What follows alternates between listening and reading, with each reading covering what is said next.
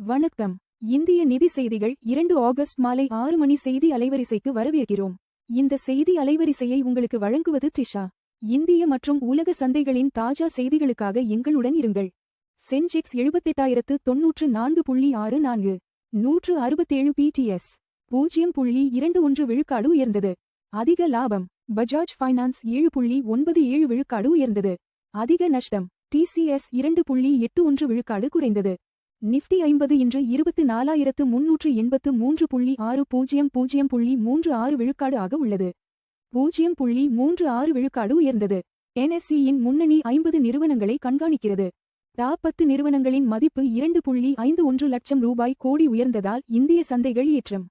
PSE Sensex 0.21 விழுக்காடு உயர்ந்து 78,094.64 புள்ளிகளிலும். நிஃப்டி 50 குறியீடு 24,383.60 புள்ளிகளிலும் நிறைவடைந்தன. பஜாஜ் ஃபைனான்ஸ் பங்குகள் 7.97 விழுக்காடு உயர்ந்து 1,141 ரூபாய் 20 பைசா ஆக வர்த்தகமாகி வாரத்தின் மிகப்பெரிய லாபமடைந்தது. இந்தியாவின் மொத்த GST வசூல் 15.4% உயர்ந்து 2.11 லட்சம் ரூபாய் கோடியானது. ஜூலை மாதத்தில் மொத்த GST வசூல் ஆண்டுக்கு ஆண்டு 15.4 விழுக்காடு உயர்ந்து 2.11 லட்சம் ரூபாய் கோடியை எட்டியுள்ளது. பணத்தை திரும்பப் பெற்ற பிறகு நிகர GST வசூல் கடந்த ஆண்டை விட 15.8 விழுக்காடு அதிகரித்துள்ளது. உலகளாவிய குறியீட்டில் இந்திய பத்திரங்களைச் சேர்ப்பதை ப்ளூம்பெர்க் ஒத்திவைத்தது. ப்ளூம்பெர்க் தனது உலகளாவிய குறியீட்டில் இந்திய அரசு பத்திரங்களைச் சேர்ப்பதை ஒத்திவைத்துள்ளது. இந்த முடிவு உடனடி முதலீடுகளை எதிர்பார்த்திருந்த உள்ளூர் பத்திர வர்த்தகர்களை ஏமாற்றமடையச் செய்துள்ளது. கடுமையான வெப்பத்தால் தெற்காசியாவில் 31 மில்லியன் வேலைகள் ஆபத்து என உலக வங்கி எச்சரிக்கை. கடுமையான வெப்பம் காரணமாக தெற்காசியாவில் 31 மில்லியன் வேலைகள் இழக்க நேரிடும் என்று உலக வங்கி அறிக்கை எச்சரிக்கிறது. முறையான தழுவல் நடவடிக்கைகள் இல்லாவிட்டால் வெப்பநிலை உயர்வு பிராந்தியத்தின் GDP-யை கடுமையாக பாதிக்கும்.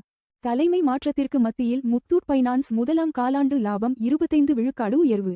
முத்தூட் பைனான்ஸ் நிறுவனம் முதல் காலாண்டில் தனிப்பட்ட நிகர லாபத்தில் ஆண்டுக்கு ஆண்டு 25 விழுக்காடு வளர்ச்சியை பதிவு செய்துள்ளது. இந்த தங்கக் கடன் வழங்கும் வங்கி சாரா நிதி நிறுவனம் தனது தலைமை பொறுப்பில் மாற்றத்தையும் அறிவித்துள்ளது. உட்கர்ஷ் ஸ்மால் ஃபைனான்ஸ் வங்கி முதலாம் காலாண்டில் 34 கோடி ரூபாய் நஷ்டம் அடைந்தது. உட்கர்ஷ் ஸ்மால் ஃபைனான்ஸ் வங்கி ஜூன் காலாண்டில் 34 கோடி ரூபாய் நிகர நஷ்டத்தை சந்தித்துள்ளது. வங்கியின் சொத்து தரம் தொடர்பான அழுத்தங்கள் தொடர்ந்து நீடித்து வருகின்றன. ஒபிக் உற்பத்தி அதிகரிப்புக்கு ஒப்புக்கொண்டதால் கச்சா எண்ணெய் $84.67 ஆக நிலை பெற்றது. கச்சா எண்ணெய் விலை 2.80 விழுக்காடு உயர்ந்து ஒரு பேரலுக்கு $84.67 ஆக நிலை பெற்றது. முக்கிய ஓபிக் நாடுகள் தங்களது உற்பத்தி வரம்பில் சிறிய அளவிலான அதிகரிப்புக்கு கொள்கை அளவில் ஒப்புக்கொண்டுள்ளன. சந்தை முடிவில் தங்கம் மற்றும் வெள்ளி விலைகள் சரிவு. தங்கம் விலை 0.63 விழுக்காடு சரிந்து ஒரு ட்ராய் அவுன்ஸ் $4,107 ஆக நிலை பெற்றது. வெள்ளியும் 1.41 விழுக்காடு குறைந்து ஒரு ட்ராய் அவுன்ஸ் $57.79 ஆக நிறைவடைந்தது. பணவீக்கம் RBI இலக்கை தாண்டியதால் இந்திய நிறுவனங்கள் விலை உயர்த்த திட்டம். இந்தியாவில் நுகர்வோர் விலைகள் இந்திய ரிசர்வ் வங்கியின் 4 விழுக்காடு இலக்கை தாண்டி உயர்ந்துள்ளன. இதற்கு பதிலளிக்கும் விதமாக பல இந்திய நிறுவனங்கள் புதிய விலை உயர்வுகளை திட்டமிட்டு வருகின்றன. செலவினங்களை கட்டுப்படுத்துமாறு அமைச்சர்களுக்கு பிரிட்டன் பிரதமர் மற்றும் நிதியமைச்சர் உத்தரவு. பிரிட்டன் பிரதமர் மற்றும் நிதியமைச்சர் இணைந்து அமைச்சர்களுக்கு செலவின வரம்புகளை கடைபிடிக்குமாறு கூட்டு குறிப்பு அனுப்பியுள்ளனர். அக்டோபர் 28 அன்று தாக்கல் செய்யப்படவுள்ள வரவு செலவு திட்டம் கடுமையான நிதி விதிகளை பூர்த்தி செய்யும் என எதிர்பார்க்கப்படுகிறது. FD வட்டி விகிதங்கள் 3 ரூபாய் கோடிக்கு கீழ். கோட்டக் மஹிந்திரா பேங்க் 7.30 விழுக்காடு. பேங்க் ஆஃப் பரோடா 7.15 விழுக்காடு. பஞ்சாப் நேஷனல் பேங்க் 7.10 விழுக்காடு. HDFC பேங்க் 6.60 விழுக்காடு.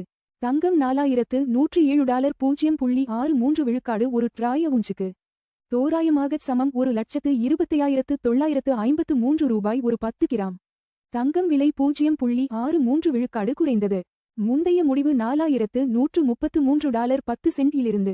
தங்கம் விலைகள் உலக தேவை, டாலர் வலிமை மற்றும் பணவீக்க எதிர்பார்ப்புகளை பிரதிபலிக்கின்றன. வெள்ளி $57.79 1.41 விழுக்காடு ஒரு ட்ராய் அவுன்ஸுக்கு தோராயமாக சமம் 1,772 ரூபாய் ஒரு 10 கிராம். வெள்ளி விலை 1.41 விழுக்காடு குறைந்தது. முந்தைய முடிவு $58.62 இலிருந்து.